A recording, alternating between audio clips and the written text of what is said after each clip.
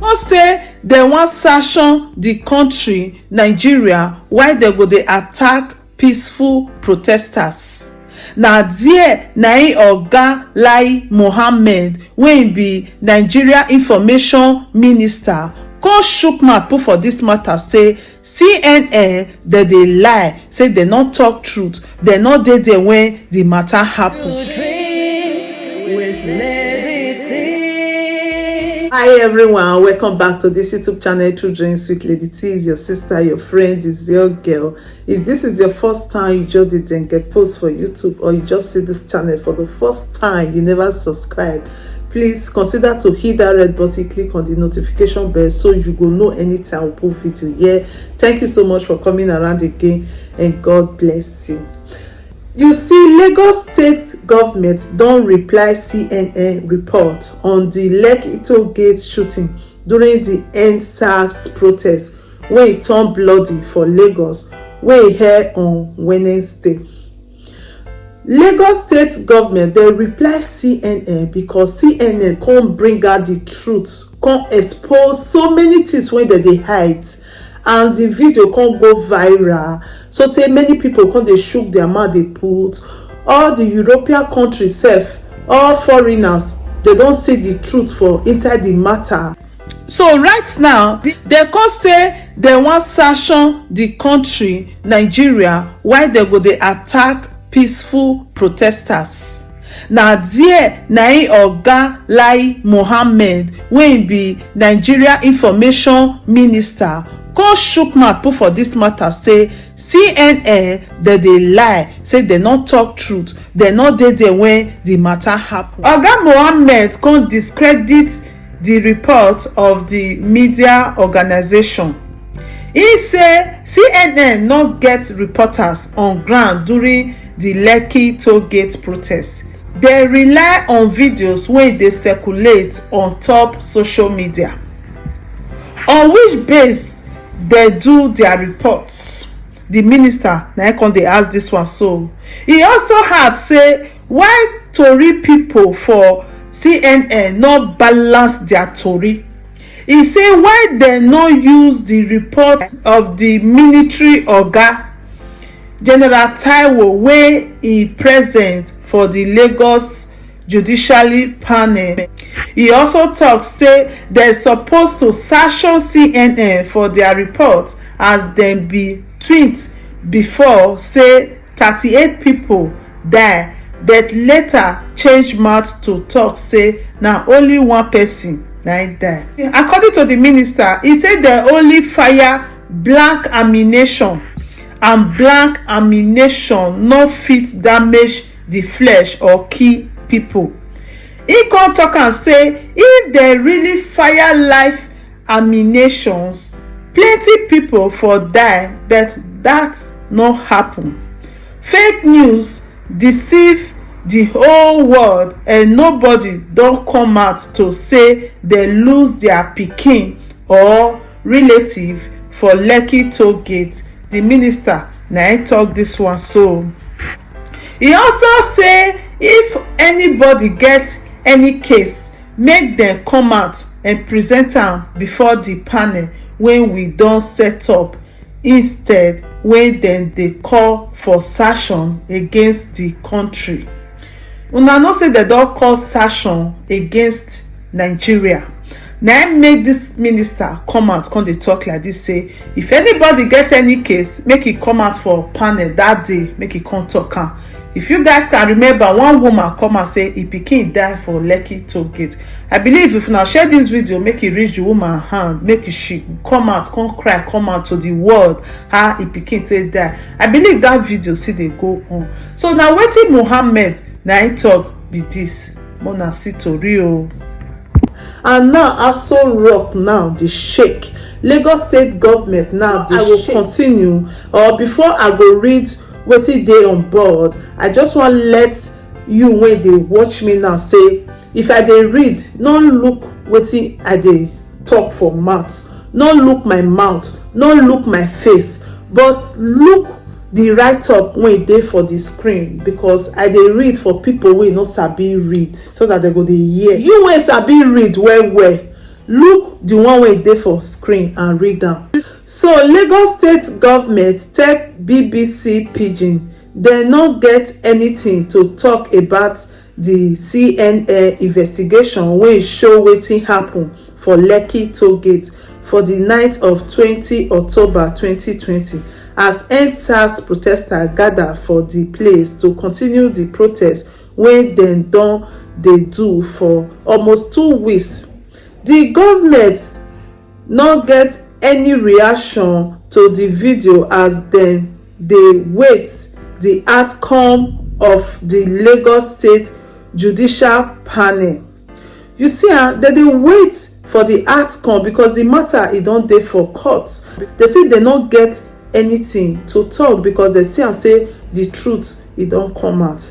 Na wetin Governor Babajide Sanwo-Olu talk person alias Chief Press Secretary Gbenga Akinsili tell BBC Pidgin on Wednesday after the CNN video become talk of the town. So my people, Lagos state government now, they say they no get anything wey dem go fit do now because they don see am say egbe e don knack. They dey wait wetin the judish or wetin court wan talk before they go know wetin go happen. And you can see say this CNN they really try because during that protest wey be say our people wey be say they survive for inside the protest, they still do some video that they come out, they talk the truth, say see wetin happen, see how they take on just dey shoot on innocent protesters. They begin dey deny say nothing like that happen. They kill so many people, they carry some people sef, they go package them till now many people they find their family they not see. But thank God CNN come out, come bring out the real truth because they get the correct ogbonge satellite wey they take torchlight all the area for that toll gate that night wetin happen between the time and the time. Okay my people, wetin the CNN documentary review about the Lekki toll gate shooting? Make una lis ten o.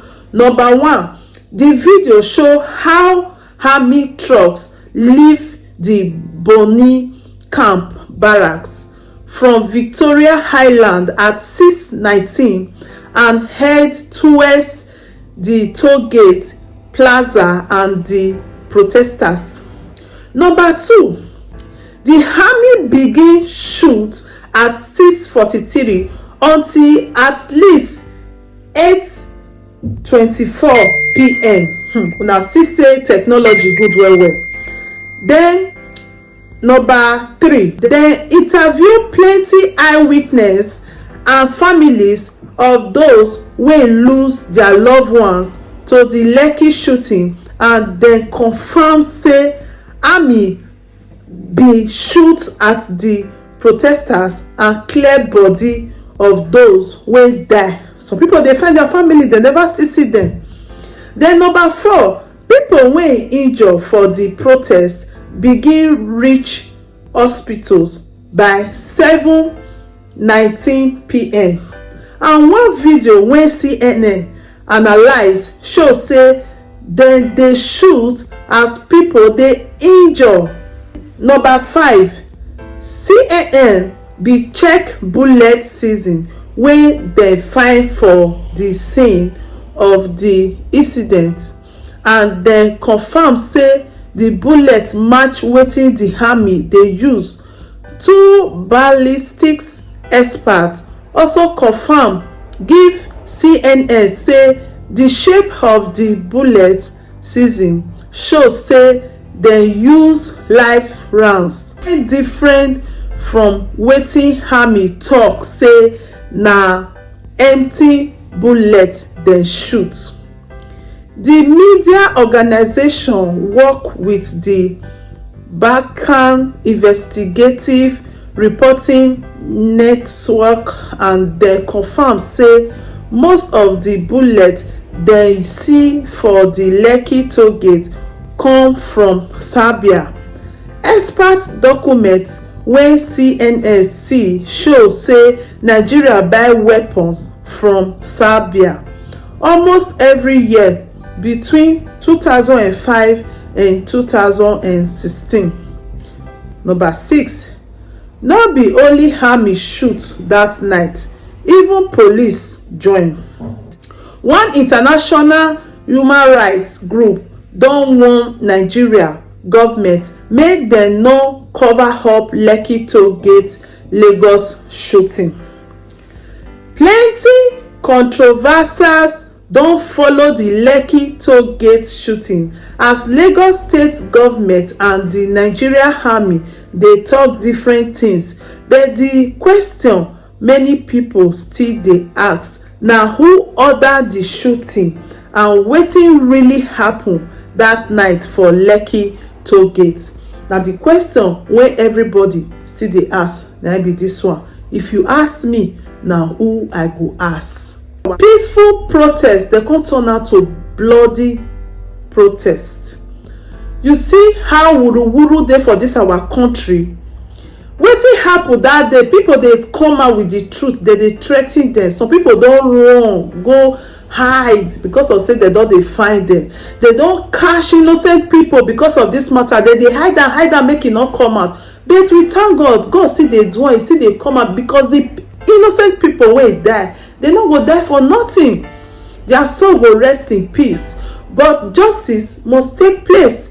I like as foreigners wan come shook mouth put for inside this matter, because when something is getting too much, it's getting too much. Nigerians, we don too suffer for our country. We don too suffer. We no get right of speech. But see am now, the truth don finally come out. Thank God for CNN. If not be CNN, who for talk? And the question be this one. If you know say you get any comment wey you wan put down for here, please make you shook your mouth put for the comment section. Thank you so much. We no dey here to talk story. We dey here to talk story that will change life, that will touch life, that will change situation of things. If you share our video, you dey help us to save life. That's why we always pray for you that anything you do in your life, God will always support you, and he go send someone wey go still support you for wetin you dey do. Thank you so much for watching. I remain your sister, your friend, your girl, your pikin. Anyone you call me, I dey there for you. True Dreams Bright Life with Lady T. See you on our next video. Ciao, ciao. There is anything that is bothering you, my friend. Please say it so others will learn. Bring it to True Dreams with Lady T, and God will be your strength. Bring it to True Dreams.